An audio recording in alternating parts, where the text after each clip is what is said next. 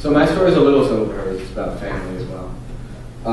So a little backstory first. When I was much younger, every summer, my whole extended family would go to Rehoboth Beach and spend a week together in one big house on the beach. So who that entailed was my mother's mother, my grandmother, and her 4 daughters, and their families, and in one case, his boyfriend. So for me and the rest of the kids, it was always just a lot of fun. We would go to the fudge store, we'd go down to the beach, we would go to the arcade, we would pretend we were Star Wars characters.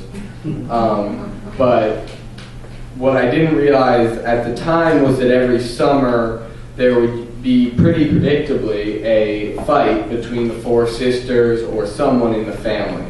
And that it was a week that was fun for everyone, but also put stress on relationships. So, flash forward to junior year of high school. We haven't been back to the beach with the extended family for 4 or 5 years. As sometimes families do, ours has grown apart a little bit. But I come home from school one day and my mother tells me that we're going back. We're going back to the beach. We've got a house. It's a block from the beach. It's in the same small town of Rehoboth. And it's going to be our family and then Nani, one of my aunts, which is one of these sisters, and that whole family. And so that's David, one of my cousins, and Sarah, one of my cousins. Those are the only 2 characters you need to know. So we're at the beach, and me and David are sleeping in the same room.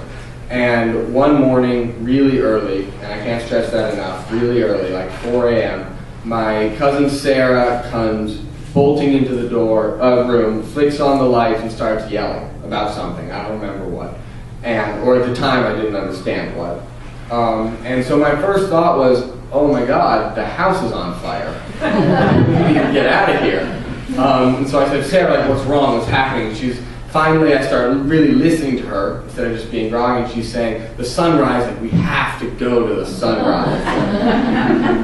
And as I look at her more, I start to realize, like, she really hasn't gotten much sleep. She's got hair all over the place, and she's got kind of crazy eyes. And I say, Sarah, no, like, I'm going back to bed. Please leave us alone. But she was persistent. And she kept shaking us and telling us we have to go to the sunrise. So I said, okay, I'll go to the sunrise with you. David, my cousin in the top bunk, says nope, still no. But 1 was good enough for her. So we go downstairs and we scamper out on the 1 block road out to the beach in the light that comes before the sun is actually up. And we get to the beach and we sit there and we wait. And while we wait, we talk about her going to college next year and my final year in high school. And then finally, on the horizon, amongst all the colors shifting slowly, is the sun. And when it first arrives on the horizon, the sun looks like it is going to be huge.